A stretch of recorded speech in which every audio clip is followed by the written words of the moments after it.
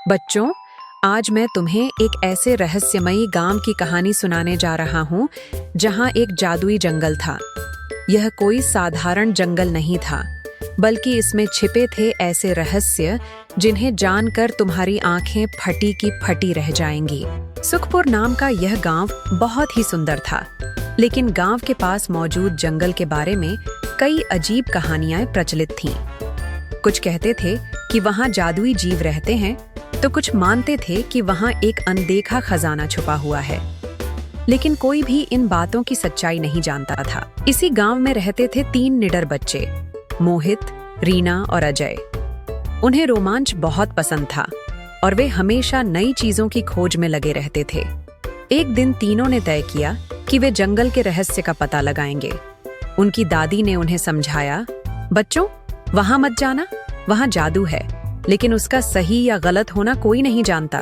पर हिम्मती मोहित बोला, दादी, अगर यह जादू सच में है तो हमें इसे जानना चाहिए। और फिर तीनों दोस्त निकल पड़े। जंगल में घुसते ही कुछ अजीब हुआ।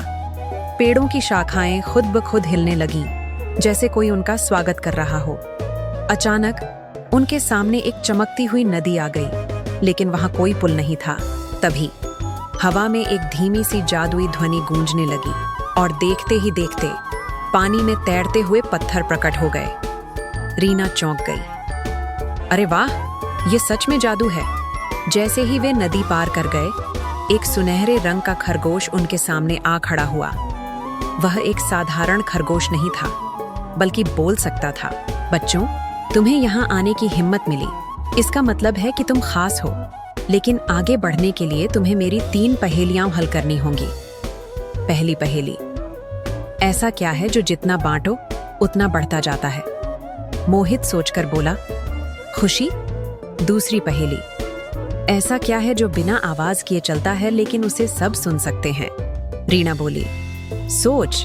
तीसरी पहेली, ऐसी कौन सी चीज है जो तुम्हें कभी नहीं छोड़ती? अजय मुस्कुराया। परछाई। खरगोश खुश हो गया और बोला, अब तुम जादुई खजाने तक जा सकते हो, लेकिन ध्यान रखना, लालच मत करना। आगे बढ़ते ही एक चमकती हुई गुफा मिली। अंदर एक बड़ा सा पेड़ था, जिसकी पत्तियां सोने की थीं और फल चांदी जैसे चमक रहे थे।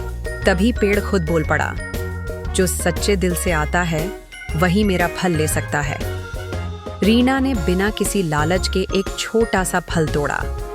अचानक पूरा जंगल रोशनी से भर गया और सब रहस्य खुल गए। बच्चे जब गांव लौटे तो उन्होंने वह जादुई फल गांव के कुएं में डाल दिया और देखते ही देखते कुएं का पानी चमकने लगा और खेतों में हरियाली छा गई। गांव वालों ने बच्चों की बहादुरी की खूब सराहना की और फिर जंगल अब किसी डर की जगह नहीं, बल्कि गांव की सबसे बड़ी शक्ति बन गया। इस कहानी से हमें यह सीखने को मिलता है कि अगर हमारे इरादे सच्चे हों और हम लालच से दूर रहें, तो हमें बड़ी से बड़ी जीत भी हासिल हो सकती है। अगर तुम्हें यह कहानी पसंद आई हो, तो वीडियो को लाइक और चैनल को सब्सक्राइब कर